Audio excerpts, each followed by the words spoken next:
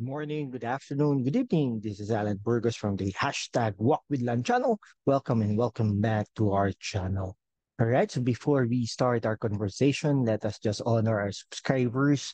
They are now 5,508 subscribers. They are all located around the world, and each continent that we have a subscriber or subscribers in each continent. Thank you so much. My friends, if you are not yet subscribed to our channel, please do it so that we can be able to maintain and sustain this channel. Thank you so much. God bless you all.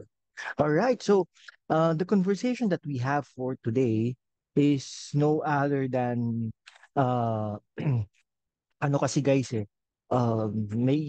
is a recent survey, okay? May survey na ano lang, no? Matagal-tagal pa naman ito kasi 2028 election pa lang naman, no? Pero 2024, 4 years from now pa ang election ng president. Pero alam naman po natin, as early as now, they are preparing for it. They are preparing for it, no? So nagpre-prepare na yan. Huwag tayo mag-ano ha, plastikan. Ha? Okay, si Romualdez, si Sara Duterte, okay? Even Rafi Tulfo, nagpre-prepare na yung mga yan. Okay? Now, ito. Ito ngayon, may recent survey. Ang recent survey, guys, ay si Rafi Tulfo ay lamang na, no? Lamang na. Okay? So ibig sabihin kung ngayon ang eleksyon ay definitely mananalo si Rafi Tulfo. Konti lang naman, no? Two digits less than two digits percentage. Okay? Si Rafi Tulfo. Ano muna natin? Alamin na muna natin kung ano ang background ni Rafi Tulfo. Okay. So Rafi Tulfo po ay senador ngayon, no? So mag-e-end po yung first term niya. Okay? First term niya po sa 2028. Pero syempre may option naman po yan to run for higher position. Pwedeng vice president. Okay? Kung vice president ang tatakbuhan niya, malamang sa malamang, baka kay Sara Duterte yan. Okay? Or tumakbo yan bilang president ng Pilipinas, no? Which is talagang strong contender din naman siya. Okay? Ayan. Tapos ano po yan, no? Yung mga kamag-anak niya po ay panay taga-Congress or House of Representatives. Unang-una, yung asawa niya, okay, representative po yan ng ACT-CIS. No? Pangalawa, yung brother niya po, no? Yung brother niya ay representative din po yan ng ACT-CIS. Okay? Yung anak niya po ay district congressman sa Quezon City, no? Fifth district yata yun, if I'm not mistaken. Okay? Ayan, siya po ang siya po ang representative. So tatlo po 'yan, no? So talagang meron siyang clout, no? Within the Congress also kasi mataas din yung dalawang kapatid niya, no? Ay yung isang asawa niya at siya yung isang kapatid niya. Okay? Now, at saka ano pa, no? Baka sa 2025 magsama pa sila ng kanyang kapatid na Tulfo din, no? Si Erwin Tulfo sa Senado. Malamang sa malamang. Okay?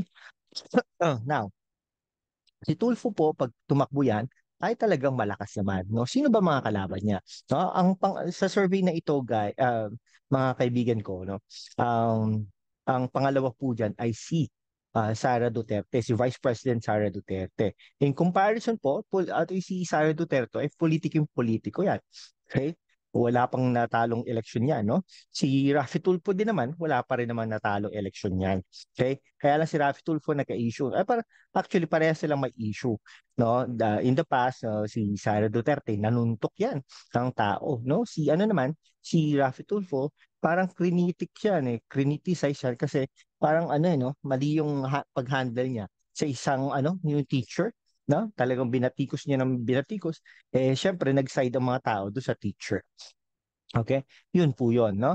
Now, paano po kaya mananalo to si Rafi Tulfo? Sa tingin ko po, mananalo po ito pag yung ano po yun, yung sasabihin niya, wag naman po pagod na po tayo sa Duterte, pagod na po tayo sa mga Marcos, no? Ibang brand naman yung bago sa politika. Kasi ngayon lang po yan eh. No? Pumasok lang po yan si Rafi Tulfo last election, no, sa Senado. Pero in the past po matagal-tagal na rin yan, no, para nililigawan na maging senador ng Pilipinas, ngunit ayaw niya po. Pero noong 2022, hindi na niya napigilan na tumakbo. Now, si Rafi Tulfo po ay tingin ko nanalo po yan dahil sa vlog niya, no? Kasi yung vlog niya 12 million na no? 12 million followers or subscribers, no? Kaya naman yung mga ano ni Rafi Tulfo, baka naman i-ano niyo i-subscribe niyo po tayo, no? Sige.